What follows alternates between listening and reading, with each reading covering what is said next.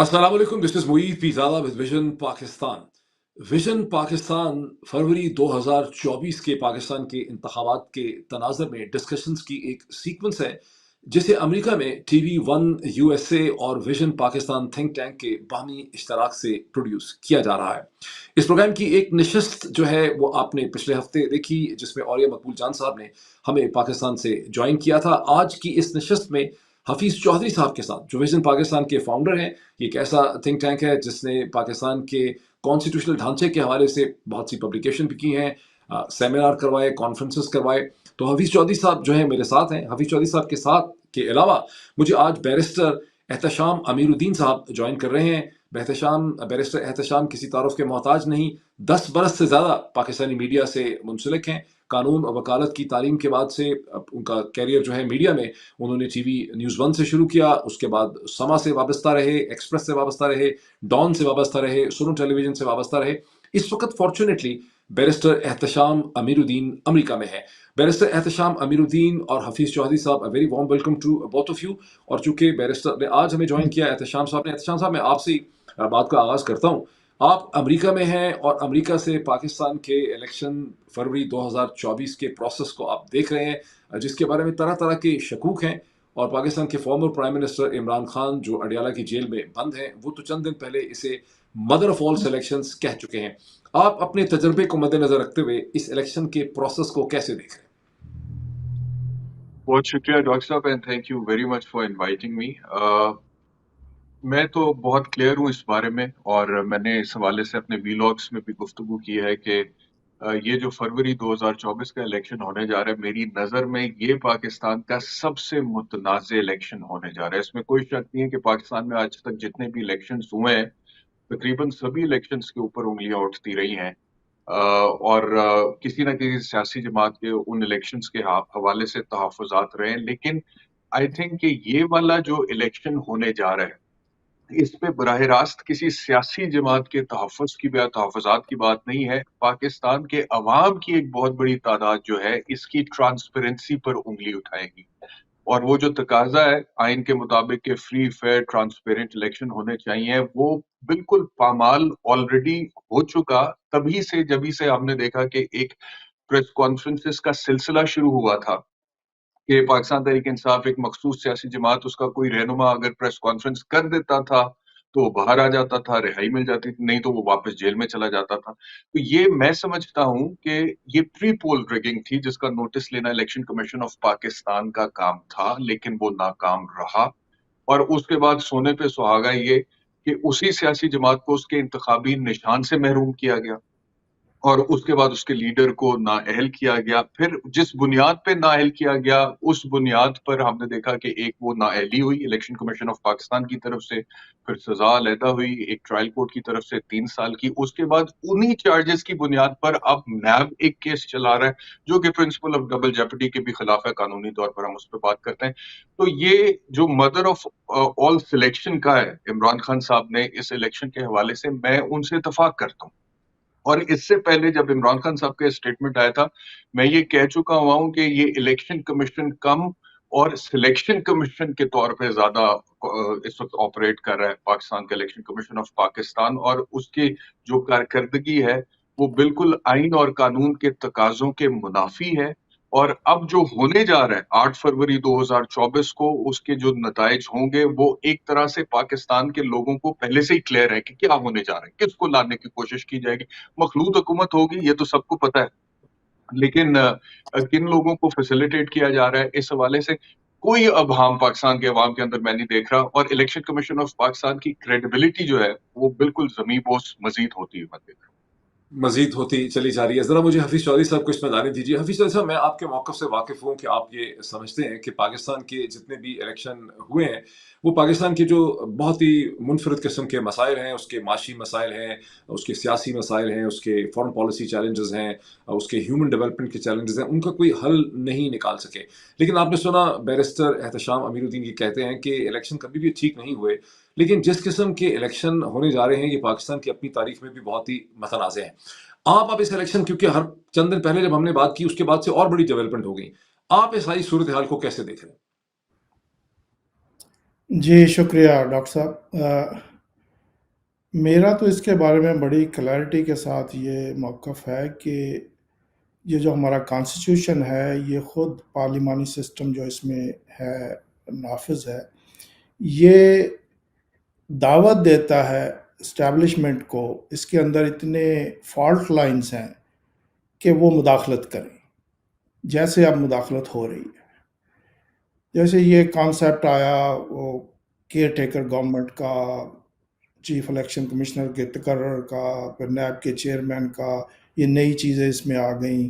اس سے پہلے اس میں تھوڑی خامیاں تھیں کہ وہ جو ہمارا پچھلے اگر آپ 3-4 الیکشن دیکھیں تو اس میں 22 سے 30% تک جو پارٹی ووٹ لیتی تھی ٹوٹل کاسٹ ووٹ کا، وہ حکومت کرتی تھی۔ دوسرے لفظوں میں جو ڈیموکریسی میں میجورٹی کو گورنمنٹ کرنی چاہیے وہ منارٹی گورنمنٹ میں ہوتی تھی۔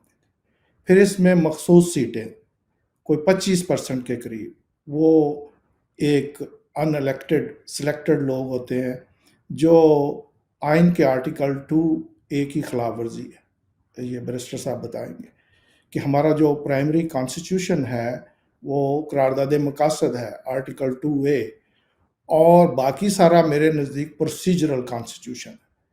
پرائمری کانسٹیٹیوشن سے کسی دوسرے آرٹیکل کا تضاد نہیں ہونا چاہیے۔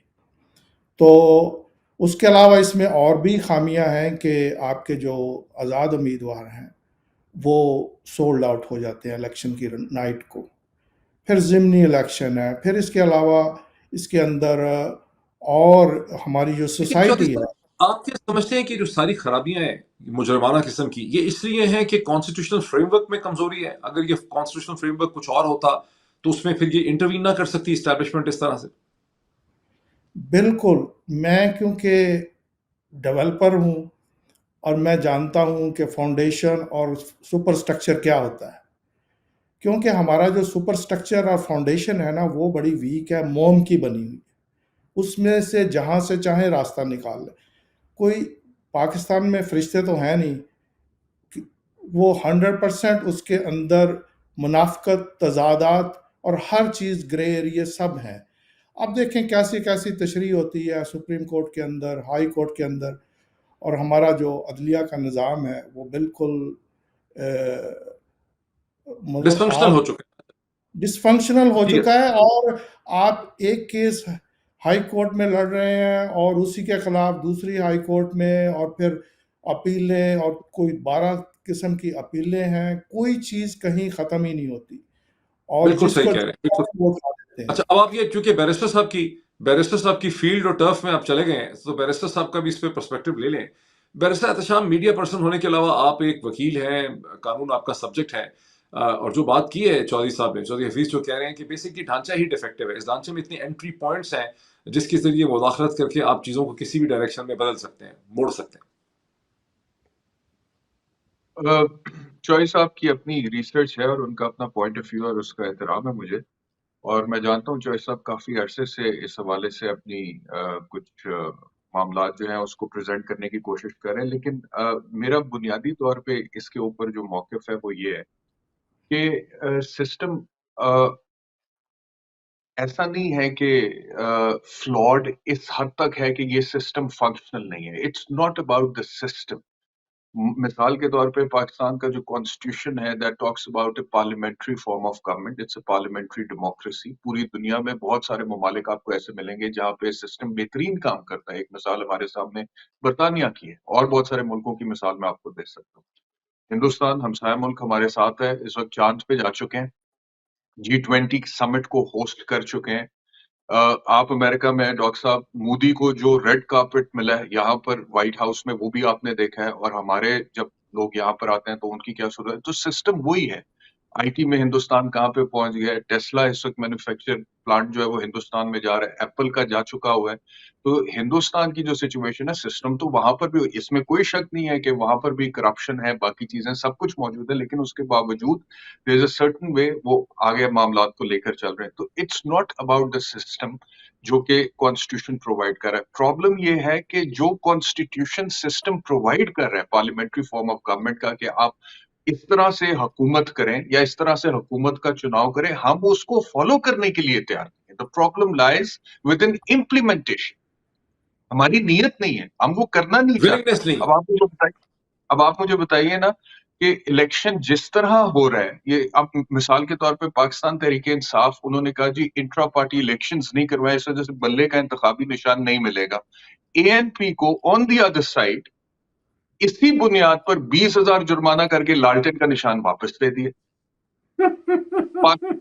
پاکستان پیپلز پارٹی, پاکستان مسلم لیگ نواز, مولانا فضل الرحمان, کیا یہ بہت جمہوری پارٹیاں ہیں؟ ان میں انٹر پارٹی الیکشنز ہوتے ہیں, جمہوریت پروان چڑھی ہے, پاکستان کے عوام کو نظر آ رہا ہے کیا ہو رہا ہے, لیکن وہ بالکل ٹھیک ہے, وہ الیکشنز میں پارٹیسپیٹ کر سکتے ہیں اپنے اپنے انتخابی نشان کے ساتھ. PTI نہیں کر سکتی. کیوں؟ کیونکہ اس وقت پاکستان تحریک انصاف کی اسٹیبلشمنٹ کے ساتھ نہیں بن رہی ہے, ہم آنگی نہیں ہے. تو جس کی اسٹیبلشمنٹ کے ساتھ ہم آنگی نہیں ہے, ساری جمہوریت ہم نے اسی کے اندر سے برآمد کرنی ہے. تو اس طرح تو کوئی بھی سسٹم نہیں چلے گا.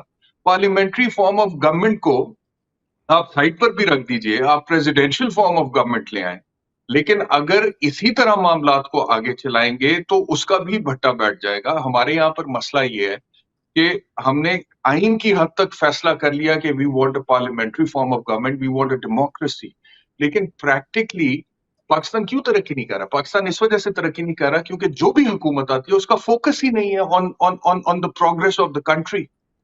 اس کا سارا فوکس یہ ہوتا ہے کہ اب میں نے اپنے اقتدار کو طوالت کیسے بخشنی ہے. اسٹیبلشمنٹ کے ساتھ لڑائی شروع ہو جاتی ہے, اپنی اسٹیبلشمنٹ اپنی حکومت کے خلاف گڑھے کھودنا شروع کر دیتی ہے, سیاسی مخالفین علیحدہ ہوتے ہیں, باریاں علیحدہ لگی ہوئی ہیں. آپ بہت اچھی طرح ڈاکٹر صاحب سمجھتے ہیں, اور آپ کے ویلاگز وغیرہ سب لوگ. تو جب تک یہ میوزیکل چیئرز کا سلسلہ ختم نہیں ہوگا تب تک کوئی بھی سسٹم آپ لے آئیں, جب تک ادارے اپنی ڈومین میں کام نہیں کریں گے. Principle of separation of powers کی بات کرتا ہے ہمارا کانسٹیٹیوشن, کہ ہر ادارے نے اپنی جورسڈکشن اپنے ڈومین میں رہ کر کام کرنا ہے. مقننہ نے قانون بنانا ہے, عدلیہ نے اس کی تشریح کرنی ہے, اور انتظامیہ نے اس کو امپلیمنٹ کرنا ہے. لیکن یہاں پر ایک اب سپرا بیٹر لائن, کانسٹیٹیوشنل موقف باڈی ہے, بڑا کلیئر کرسٹل آپ کا موقف آ گیا. Hafeez Chaudhry sahab, what is your response to that? جی میں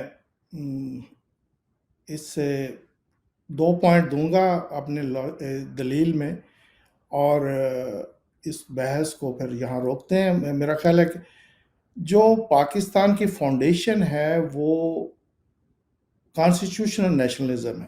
انڈیا کی فاؤنڈیشن جو ہے وہ ٹیریٹوریل نیشنلزم ہے.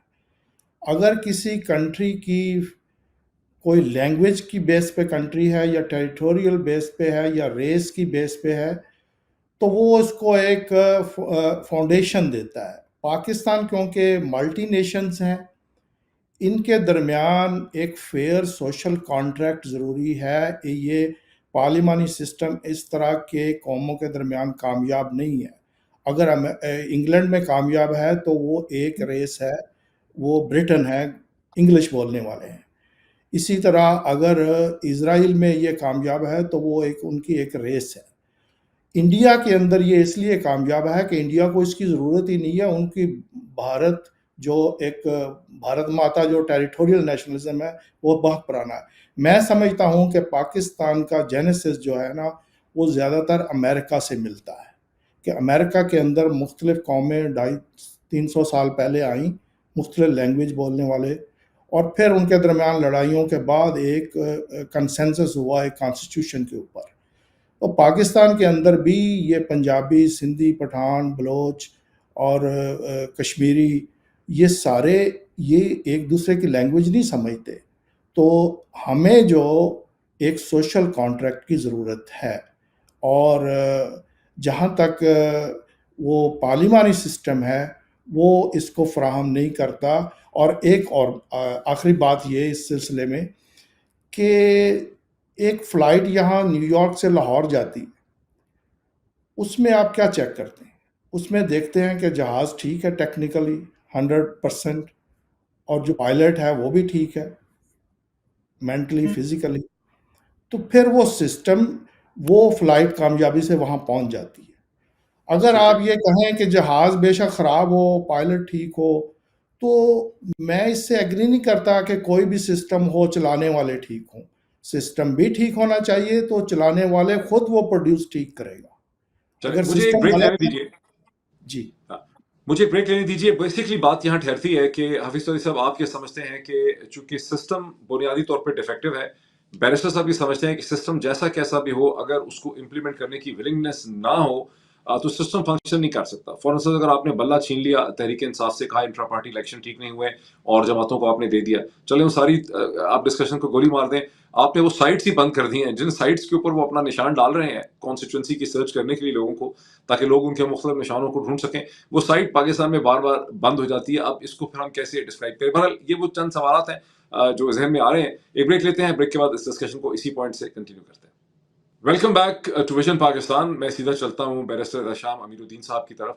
بیرسٹر میں آپ کی بات سمجھ رہا ہوں, لیکن دوسری طرف سے حفیظ چودھری صاحب کا جو آرگومنٹ ہے نا کہ چونکہ ڈھانچہ, یہ جو انہوں نے آخر میں ایک ایگزامپل دی, وہ تھوڑی سی انٹرسٹنگ ایگزامپل ہے کہ اگر آپ کی فلائٹ ہے, پاکستان کی ایک پولیٹیکل فلائٹ ہے, اگر آپ کا ڈھانچہ, وہ یہ کہتے ہیں کہ اس ڈھانچے کے اندر بنیادی طور پہ کمزوریاں اتنی ہیں کہ اس کی مینیپولیشن بڑی آسان ہے, اور جو ان کا ویژن پاکستان کو اگر آپ دیکھیں, جو ان کا مین آرگومنٹ ہے جس کے گرد یہ پوری ڈسکشن گھوم رہی ہے, کہ اگر پاکستان میں پریزیڈنشل سسٹم ہو, امریکن سٹائل کا پریزیڈنشل سسٹم ہو, تو پاکستان میں اس قسم کی مینیپولیشنز نہیں ہو سکتی اسٹیبلشمنٹ کی طرف سے جو کہ کی جا رہی ہے. اس پہ آپ کا کیا ریئیکشن ہے؟ مسئلہ پاکستان میں تھیری کا نہیں ہے. the problem is not in the theory, the problem is in the practice. Theoretically باتیں تو بڑی اچھی کر رہے ہیں چوہے صاحب, اور بڑی اچھی ٹرمینالوجیز, پڑھی لکھی ٹرمینالوجیز کا استعمال کر رہے ہیں, جینیسس کی بات کر رہے ہیں, لیکن as I said that the problem is not in the theory, the problem is in the practice.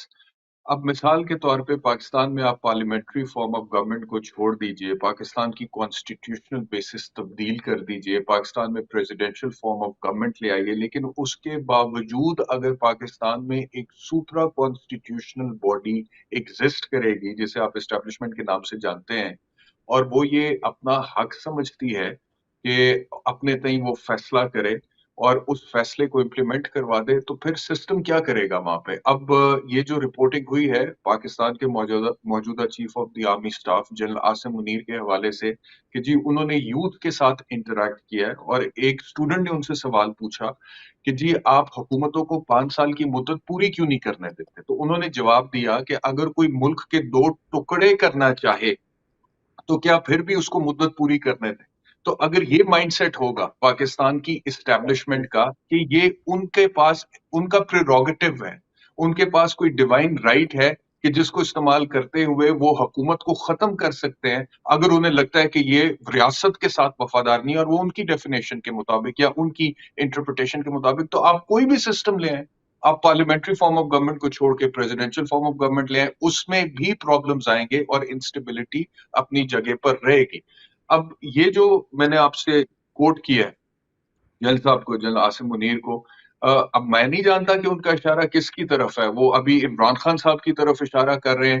اگر عمران خان صاحب کی طرف اشارہ کر رہے ہیں تو عمران خان اس وقت پاکستان کے تقریباً سب سے مقبول لیڈر ہیں, ان کی فالوئنگ. تو یہ کیسے ممکن ہے کہ پاکستان کی عوام کی ایک کثیر تعداد جس کو فالو کرتی ہو یا جس کو ووٹ کرنا چاہتی ہو, جس کو پرائم منسٹر بنانا چاہتی ہو, وہ انہیں پتہ ہی نہیں لگ رہا کہ وہ غدار ہے یا وہ ملک کے 2 ٹکڑے کرنا چاہتا ہے. اور اگر وہ ہسٹوریکل پرسپیکٹو میں بات کر رہے ہیں تو چاہے وہ میاں نواز شریف ہیں, چاہے وہ بے نظیر بھٹو ہیں, چاہے وہ آصف علی زرداری ہے, چاہے وہ ذوالفقار علی بھٹو ہیں, چاہے وہ فاطمہ جناح ہے, اپنے اپنے دور میں ہر کسی کے اسٹیبلشمنٹ کے ساتھ اختلافات رہے ہیں. ان کے اوپر نظریاتی طور پہ یا کرپشن پوائنٹ آف ویو سے آپ بہت ساری تنقید کر سکتے ہیں, لیکن میرا نہیں خیال کہ کسی کے بارے میں آپ یہ کہہ سکتے ہیں کہ یہ ملک کے ساتھ وفادار نہیں تھا یا غدار تھا یا ملک کے 2 ٹکڑے کرنا چاہتا تھا. لیکن یہ جو سٹیٹمنٹ ابھی رپورٹ ہو رہا ہے chief of the army staff کا, اگر ایسے ہی کہا ہے انہوں نے, تو اس سوچ کے ساتھ آپ مجھے بتا دیں ڈاکٹر صاحب کہ کون سا سسٹم کام کر سکتا ہے اور کیسے اسٹیبلٹی آ سکتی ہے. اچھا, میرے پاس I have a counter question quick آپ سے. میرے ذہن میں یہ ہے کہ حفیظ چودھری صاحب کا آرگومنٹ یہ بھی ہے کہ اگر ڈائریکٹلی لوگ پریزیڈنٹ کو, گورنرز کو الیکٹ کریں گے, جب وہ ڈائریکٹلی الیکٹ ہوگا تو اس پورے پروسیس کے اندر اسٹیبلشمنٹ کا کیونکہ یہ ایک انڈائریکٹ الیکشن ہوتا ہے پارلیمنٹری سسٹم میں, تو اگر ڈائریکٹ الیکشن ہوگا تو انٹرفیئر کرنے کی اپرچونٹیز اور ایونیوز ریڈیوز ہو جائیں گی. اس پہ کوئی کامنٹ کیجیے، پھر میں آپ کا آرگومنٹ لے کے چوئی صاحب کی طرف وہ چلتا ہوں. میری نظر میں ڈاکٹر صاحب وہ پرابلم اس وجہ سے نہیں ہے کیونکہ جو الیکشن ہوتا ہے پریزیڈنٹ کا یا گورنرز کا، ان کے پاورز بھی تو دیکھیں نا. ہمارے کانسٹیٹیوشن کے مطابق پریزیڈنٹ دو is the head of the state, لیکن اس کے باوجود he is not the head of the government, he is not the chief executive, اور ایگزیکٹو پاورز ان کے پاس نہیں ہے. اسی طرح گورنرز جو ہے وہ ایک سیریمونیل عہدہ ہے. ساری طاقت کا منبع تو وزیر اعلیٰ ہوتا ہے صوبے کے اندر، اسی طرح وفاق میں وزیر اعظم ہوتا ہے. تو ان لوگوں کا الیکشن کا کرائٹیریا اگر آپ بدل بھی دیں گے، لیکن ان کا جو ڈومین ہے جس میں وہ اپنی پاور ایکسرسائز کر رہے ہیں وہ بڑا لمیٹڈ سا ہے. تو ایسا نہیں ہے کہ کیونکہ پاکستان میں صدر یا گورنر کے عہدے صحیح طرح ذمہ داری سر انجام نہیں دے رہے اس وجہ سے پاکستان ترقی نہیں کر رہا. ان لوگوں کے پاس تو ویسے ہی بڑا لمیٹڈ سا ایک اتھارٹی ہے. ٹھیک ہے، وہ اچھا ٹھیک ہے، جی رکیں وہی رکیں بات. رکیں. چوہدری صاحب، ایک سوال ذہن میں آتا ہے. آپ بار بار امریکن پریزیڈینشل سسٹم کی طرف دیکھتے ہیں جو فنکشن کر رہا ہے ٹھیک طرح سے، لیکن پریزیڈینشل سسٹم صرف امریکہ اور فرانس میں ہی نہیں ہے. پورے لاطینی امریکہ میں، افریقہ کے بہت سے ممالک میں، جہاں جہاں جو کولونیل پار تھی اس کا پریزیڈینشل سسٹم تھا، وہ اسپینش ہو یا وہ اسے کہتے ہیں امریکن ہو جیسے لاطینی امریکہ میں، تو وہاں پریزیڈینشل سسٹم ہے. لیکن وہاں پر بھی ملٹری انٹرونشنز بار بار ہوئیں، ڈیموکریسی فنکشن نہ کر سکی، کرپشن میسو ہے، پولیٹیکل انسٹیبلٹی ہے، انسانی حقوق نہیں ہے. اس کو پھر کیسے آپ، یعنی پریزیڈنشل سسٹم کیسے چیزوں کو انشور کر سکتا ہے؟ آپ امریکہ سے متاثر ہو رہے ہیں. نہیں، ایسی بات نہیں ہے. امریکہ سے میں بالکل متاثر نہیں ہوں. 2014 میں نے ہر صوبے سے دو لوگوں کو بلایا اور 2 دن ڈسکشن رہی، اور آپ وہ اسلام آباد ڈیکلیریشن کے نام سے ویب سائٹ پہ دیکھ لیں کہ ان سب نے اس کے اوپر سائن کیے. دے ایگریڈ. یعنی کشمیر سے جسٹس منظور گیلانی اور افضل شگری جو ریٹائرڈ آئی جی ہے، اور پھر خیبر پختونخوا سے وہ بیرسٹر افتخار احمد، بڑے زبردست کانسٹیٹیوشن کے ماہر ہیں، اور پھر مسعود شریف خٹک، اور بلوچستان سے آیت اللہ درانی، اور دوسرے وہ اس وقت جو منسٹر بھی ہیں جمال شاہ، اور پھر پنجاب سے ایئر مارشل شاہد لطیف، اور میں تھا اس میں، ٹھیک ہے، اور سندھ سے پلیجو صاحب اور ناز بلوچ تھیں. تو ان میں سے 90% نے اس سسٹم کے اوپر سائن کیے ڈسکشن کے بعد. وہ کہتے ہیں ہمیں پہلے پتہ ہی نہیں تھا. تو ہمارا مسئلہ یہ ہے کہ ہمارے جو پولیٹیکل پارٹیز ہیں وہ اس سے ڈرتی ہیں، حالانکہ اس میں ان کا زیادہ فائدہ ہے. میں اس نظام کو پارٹلی نہیں لینا چاہتا، ایز اے ہول. اب جو ہم ڈسکشن کر رہے ہیں، یہ ڈسکشن ہے اگر پاکستان میں فیئر اینڈ فری الیکشن ہو جاتے ہیں اور عمران خان 2/3 لے لیتا ہے، then might be he can amend the constitution as a presidential system, اور پھر سال بعد 6 مہینے بعد اسمبلی توڑ کے اس کے مطابق نئے الیکشن ہوں صدارتی نظام کے تحت. یا اس کا پھر دوسرا حل یہ ہے کہ اگر ریگڈ الیکشن ہوتے ہیں، ملک میں کیاس ہو جاتا ہے، اور پھر کیا ہوگا؟ اس میں ایک ریولوشن ہوگا، اور اس ریولوشن میں اگر آپ کے پاس متبادل نظام نہیں ہے تو پھر وہ ایک کیاس ہوگا. تو متبادل نظام ریڈی ہونا چاہیے جو سچویشن اس وقت پاکستان کی چل رہی ہے.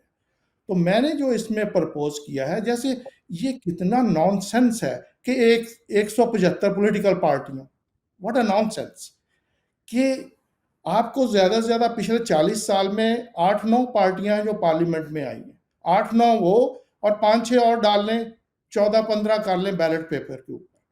ہاں، لیکن چودھری صاحب ان میں سے صرف 3-4 ہی فعال ہیں اس وقت. جو پارٹی ہے تحریک انصاف ہے، پی ایم ایل این ہے، پی پی پی ہے، اے این پی ہے، جماعت اسلامی ہے، ایم کیو ایم ہے، بس یہی جماعتیں ہیں، باقی انڈیپینڈنٹ ہے. وہ 175 تو کاغذ کے اوپر ایگزسٹ کرتی ہیں چودھری صاحب، وہ اس کی کوئی خاص وہی نا، ایگزسٹنس نہیں. وہ یہی تو خرابی ہے ہمارے نظام میں اس وقت، کہ اچھا، لوگوں کو کنفیوز کیا گیا ہے. میں تھوڑا سا اس کو، اگر مجھے 1 منٹ دے میں ایکسپلین کر دوں، کہ اگر لوگ پارٹی کو ووٹ دیں گے، پولیٹیکل پارٹی کو، اس کے پینل پہلے اناؤنس ہو جائیں گے کہ یہ صدر ہوگا، وائس پریزیڈنٹ ہوگا، یہ 20 آپ کے منسٹر ہوں گے، ہر صوبے سے 4 ہوں گے.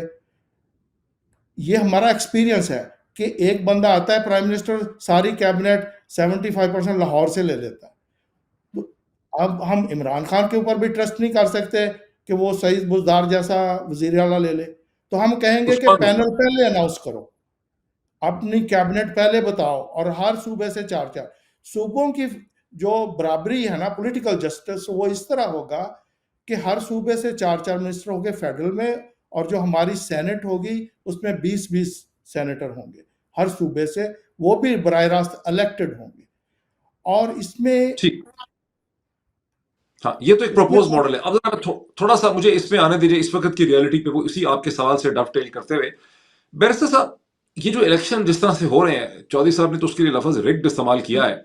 میں تو کہتا ہوں کہ رگڈ بڑی انڈر اسٹیٹمنٹ ہو جاتی ہے، کیونکہ جس طرح سے الیکشن ہو رہے ہیں، یہ تو اس کو الیکشن کہنا ہی، لفظ الیکشن کو آپ ایک طرح سے توہین ہے، بالکل اسٹریچ کریے. الیکشن ہی نہیں ہو رہے، یہ ایک مینجمنٹ ایکسرسائز ہو رہی ہے اپنے آپ کو دکھانے کے لیے، دنیا کو دکھانے کے لیے.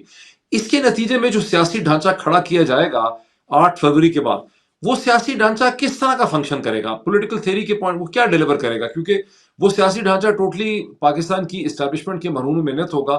اسے کھڑا کرنے کے لیے، چلانے کے لیے اسٹیبلشمنٹ ہی کو اس کو بیساکھیوں سے چلانا پڑے گا. ہوگا کیا پھر؟ ڈاکٹر صاحب، پہلی بات تو جو الیکشن ہو رہے ہیں، جیسا کہ آپ نے بھی کہا کہ آپ سمجھتے ہیں کہ انڈر اسٹیٹمنٹ ہے اس کو ریکٹ کہنا، اور اس کے اوپر اربوں روپیہ لگ رہا ہے، گیون دا فیکٹ کہ پاکستان ایک غریب ملک ہے، گیون دا فیکٹ کہ پاکستان کے اوپر بین الاقوامی قرضہ ہے. 75-76 سال سے پاکستان کے عوام روٹی، کپڑا، مکان، تعلیم، صحت، انصاف کی استدا کر رہے ہیں، لیکن حکومتیں ڈیلیور کرنے میں ناکام ہے. ایجوکیشن نہیں ہے، ہیلتھ نہیں ہے. بلوچستان جیسے صوبے میں 100 میں سے 70 بچہ اسکولوں سے باہر ہے، پینے کا صاف پانی نہیں ہے. ساری پرابلمز ہونے کے باوجود ہم اربوں روپیہ لگا رہے ہیں اس ایکسرسائز پہ، جس ایکسرسائز کے حوالے سے آپ کے اور میرے خیالات یہ ہیں جو کہ ہم دے رہے ہیں.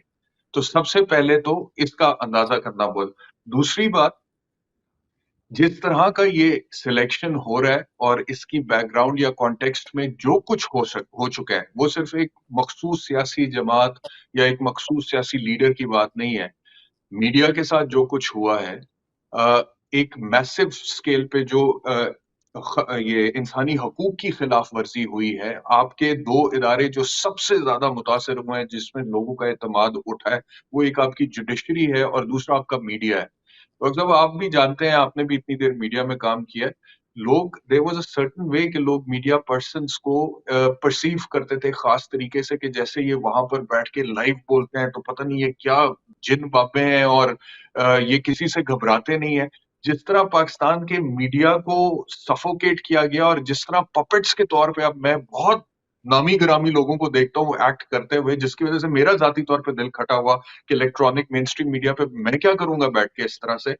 تو وہ جو ہے میڈیا کی کریڈیبلٹی کا ستیہ ناش ہو گیا اس کے اندر. اسی طرح جو عدلیہ ہے، پاکستان کے ایک عام آدمی کو، محمد بشیر، مجید، نذیر کو تو 75 سال سے انصاف نہیں مل رہا تھا. وہ ایڑیاں رگڑ رہا ہے، وکیلوں کی فیسیں دے رہا ہے، عدالتوں کے چکر مار رہا ہے، تاریخ مل رہی ہے، انصاف نہیں مل رہا. لیکن کسی کے ذہن میں یہ نہیں تھا کہ اس سٹیچر پہ، اس لیول پہ ایک فارمر پرائم منسٹر جو ہے، اگر اس کی بھی اسٹیبلشمنٹ کے ساتھ ہم آہنگی نہیں ہوگی تو سسٹم کا اس حد تک بھٹا بیٹھے گا کہ 180 مقدمات ہوں گے. اور ایسا بندہ جس کو آپ نے for a long period of time ایک ہیرو کے طور پہ چیرش کیا ہے، ایک کرکٹر کے طور پہ، فلنتھروپسٹ کے طور پہ، اپنا اس کے بعد ایک پولیٹیشین کے طور پہ، اس میں سے آپ ایک دہشت گرد برآمد کریں گے، اس میں سے آپ قومی سلامتی سے کھلواڑ کرنے والا کوئی شخص برآمد کریں گے. تو یہ جو کچھ بھی ہوا ہے نا، یہ جو بھی پس منظر ہے، جو کاسٹ پے کر رہے ہیں ہم، سسٹم کا بھٹا بٹھا رہے ہیں. اس کے بعد جو بھی حکومت آئے گی، جو آپ کا سوال ہے اس کی طرف آ رہا ہوں.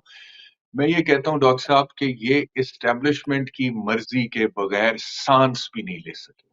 ان کے لیے سانس لینا مشکل ہوگا اسٹیبلشمنٹ کی، کیونکہ جس طریقے سے یہ آ رہے ہیں، جس چور دروازے سے یہ آ رہے ہیں، پھر یہ سمجھتے ہیں کہ وہاں پہ بیٹھ کے یہ اپنی مرضی کریں گے. یہ اپنی مرضی نہیں کر سکتے، اور اگر کرنے کی کوشش کریں گے تو وہی ہوگا جو میاں نواز شریف کے ساتھ پہلے ہوتا رہا. So the history is going to repeat itself, اور وہ میوزیکل چیئرس کا سلسلہ جاری رہے گا، اور جس میں الٹیمیٹ لوزر جو ہیں وہ پاکستان کے عوام.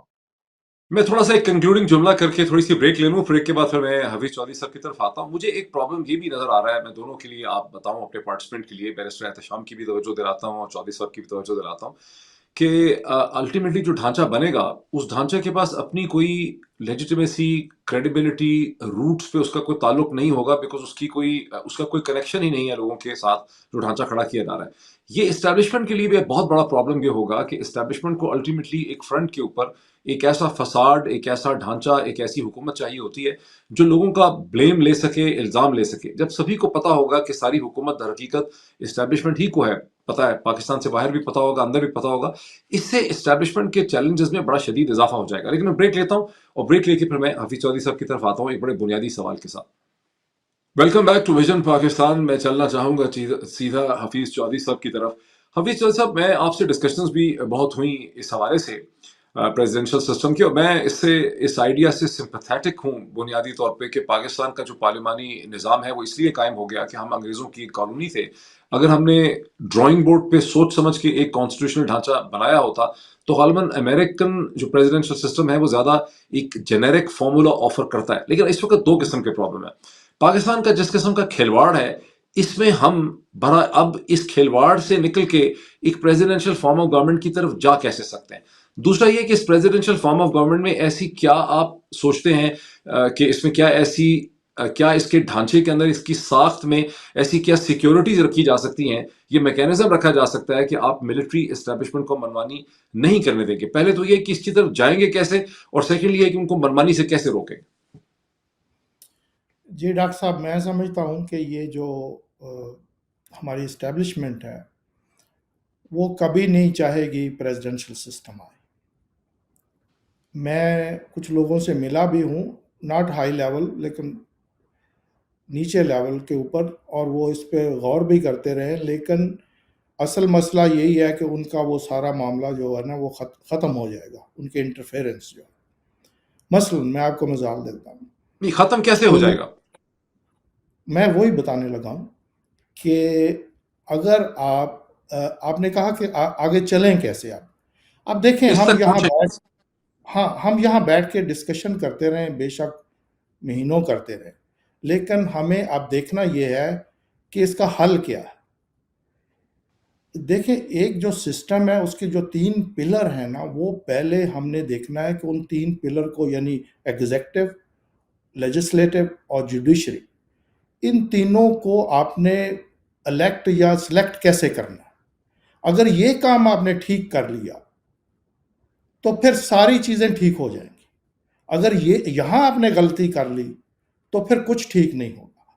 इसमें यह है कि सदारती निज़ाम के अंदर आप जब हर पाकिस्तानी 12 करोड़ वोटर है, वो एक पार्टी को वोट देंगे, एक छोटा सा 1 फुट लॉन्ग एक बैलेट पेपर होगा जिसमें 10-12 निशान होंगे। अब वो एक पार्टी को वोट देंगे तो इस हिसाब से 12 करोड़ में अगर आजकल के हिसाब से लोग 70% या 60% वोट कास्ट करने जाएं तो 4 करोड़ वोट पड़ जाएंगे इमरान खान को। तो उसके बाद ऐसे ही गवर्नर्स को, ऐसे डिस्ट्रिक्ट मेयर को हर डिस्ट्रिक्ट में, तो वो जो गवर्नमेंट आएगी वहां कोई आके इंटरफेयर नहीं कर सकेगा। उनके पास इसमें एक बहुत बड़ा मसला है। इसमें एक बहुत बड़ा मसला है। आपने खुद कहा in the very outset of your argument कि पाकिस्तान की मिलिट्री एस्टेब्लिशमेंट कभी नहीं चाहेगी कि पाकिस्तान एक प्रेसिडेंशियल सिस्टम की तरफ जा सके। जब वो ये जानते हैं कि प्रेसिडेंशियल सिस्टम उनके लिए नुकसानदेह है, वो क्यों इजाजत देंगे हम सबको, सियासतदानों को, पॉलिटिकल पार्टीज को, थिंकर्स को, कि वो आप प्रेसिडेंशियल सिस्टम की तरफ चीजों को जाने दें? इसका तो आप जवाब दे नहीं रहे। ये मैं दे रहा हूं। अगर पीटीआई इमरान खान 2/3 ले ले, कैसे ले ले? प्रायोरिटी 1 कि फेयर इलेक्शन हो जाए, फर्ज करें जो जैसे भी हो रहे हैं इनमें भी वो ले जाए। मुझे तो उम्मीद है इसमें भी। देखिए, फेयर इलेक्शन क्यों होंगे? वो फेयर इलेक्शन क्यों होने देंगे?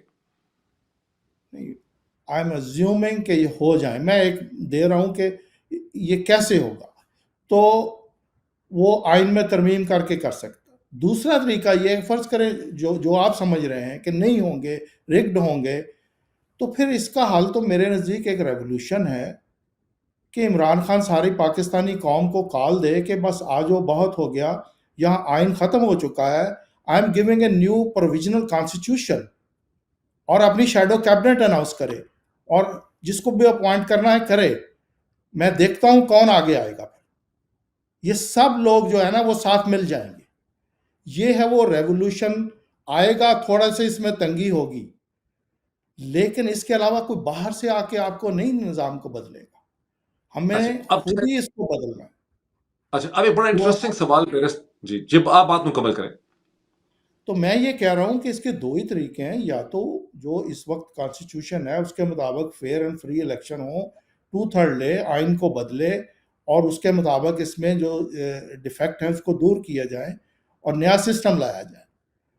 دوسرا طریقہ یہ ہے کہ پھر وہ ریولوشن والا ہے.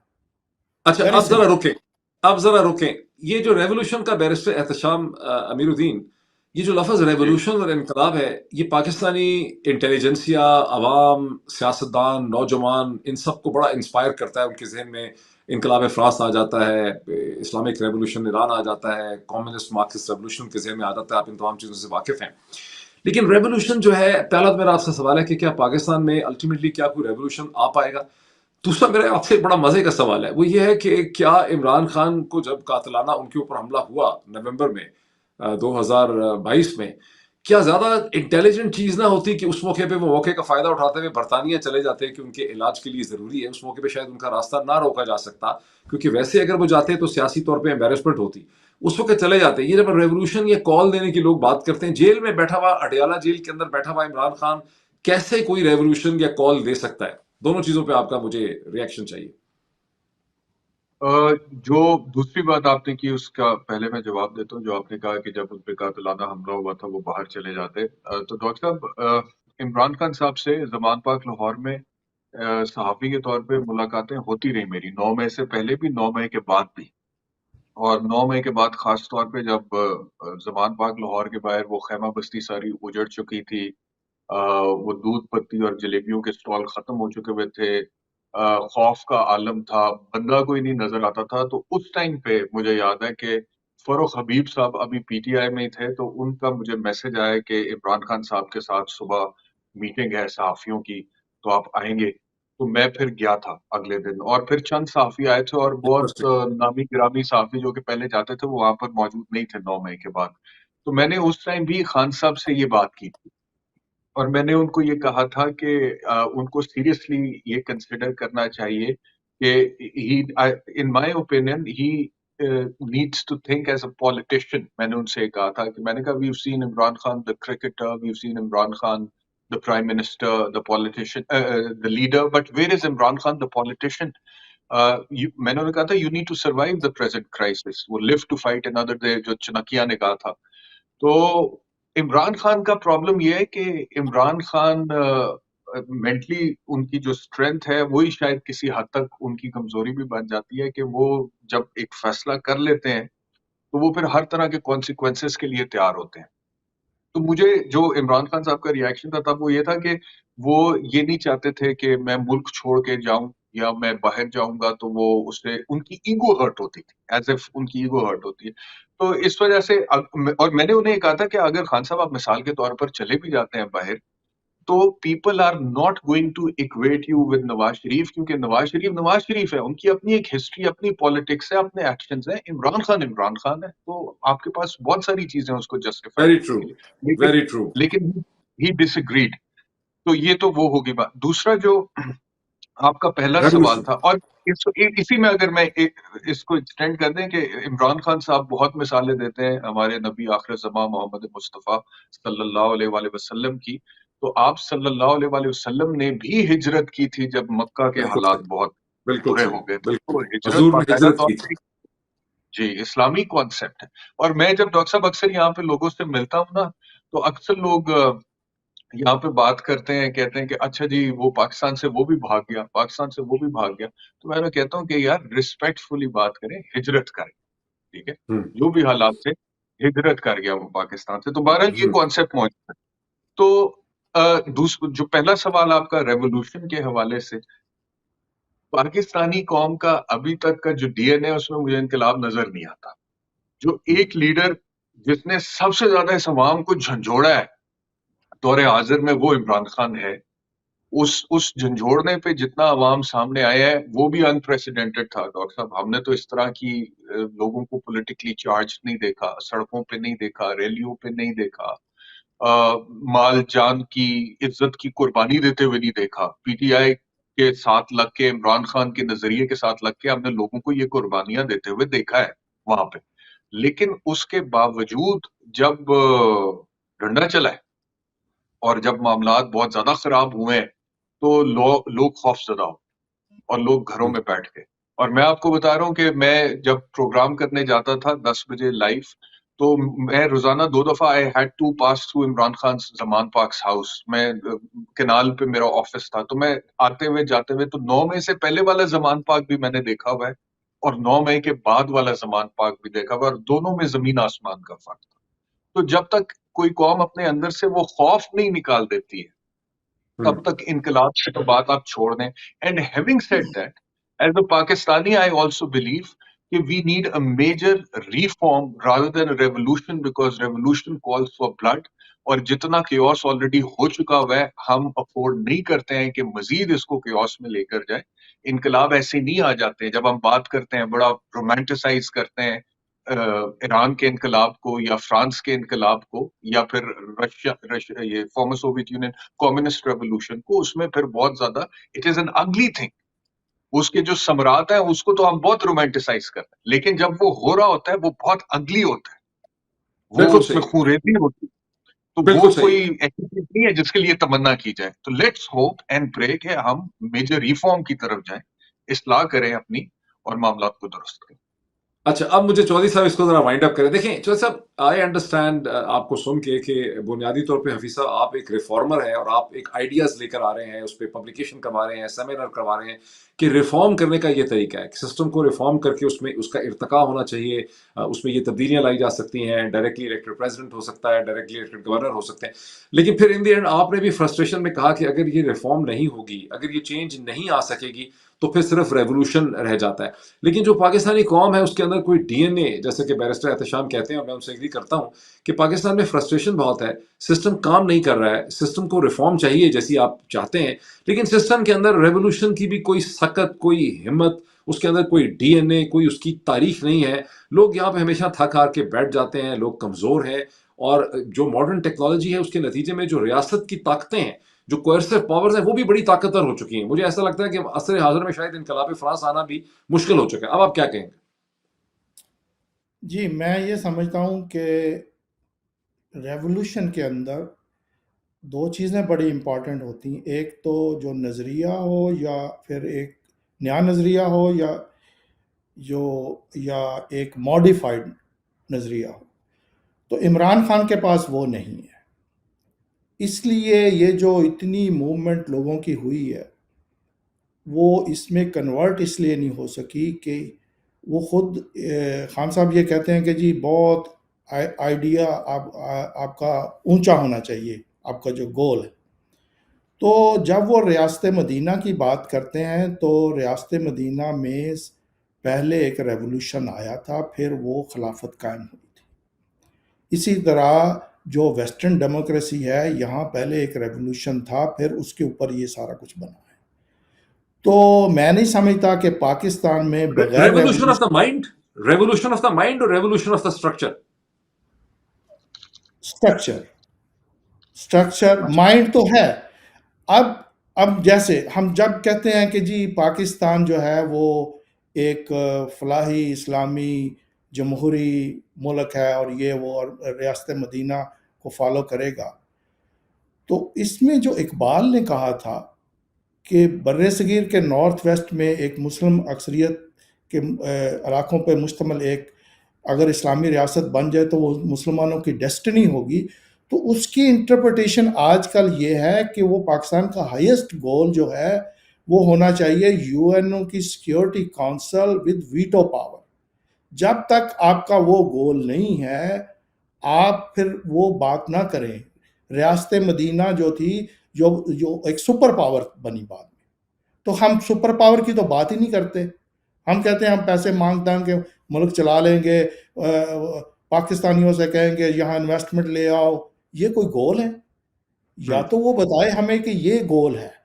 میں آپ کو بتاتا ہوں کہ Pakistan, I believe Pakistan can achieve that, کیونکہ میں نے غور کیا کہ یہ جو 5 سپر پاور ہیں why they are super power. ہر سپر پاور کے اندر 6 پاورز ہیں، یعنی پولیٹیکل پاور، اس کے بعد economical power and social power. Political power سے مراد یہ ہے کہ جو بھی ان کا سسٹم ہے ان کی کولیکٹیو وزڈم نے اس کو ایکسیپٹ کیا ہوا ہے، جسٹیفائی. اور economical power and social power سے مراد یہ ہے کہ لوگوں کے اندر سچ اور جھوٹ کی تمیز ہے، وہ حق کے ساتھ کھڑے ہوتے ہیں. اگر فیملی میں کسی نے وہ گورنر پکڑا گیا کرپشن میں تو فیملی چھوڑ جاتی ہے اس کو. اور اچھا اس کے بعد ہیں 3 اور اس میں کہ ملٹری پاور اور نیوکلیئر پاور اور مسل پاور. پاکستان کے پاس یہ تینوں آخری والی ہیں، ملٹری پاور ہے، نیوکلیئر پاور ہے، مسل پاور ہے.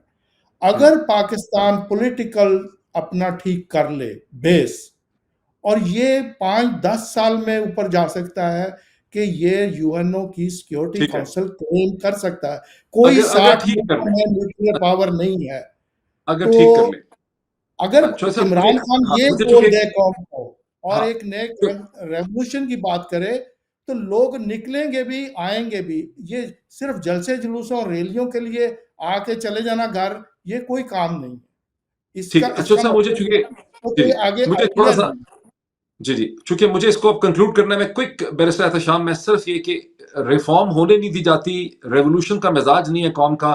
30 سیکنڈ میں مجھے بتائیں ہوگا کیا؟ صرف فی الحال ایوولوشن ہوگا ڈاکٹر صاحب، اور اس میں تنزلی کی طرف چیزیں فی الحال مزید جاتی ہوئی نظر آ رہی ہے. لیکن آپ جانتے ہیں کہ ارتقاء ایک ناقابل تغیر علت و معلول کی زنجیر ہے، اور اسی ایوولوشن میں سے پھر ایونچولی ریولوشن، ریفارم، اس طرح کی چیزیں ہوں گی. تو let's wait for that time. Let's hope for the best, let's hope for the best. Barrister Ehtesham Amiruddin, آپ کا بھی بہت شکریہ. حفیظ چودھری صاحب کا بہت شکریہ. یہاں پہ میں اختتام لیتا ہوں، پھر ملاقات ہوتی. Thank you so much.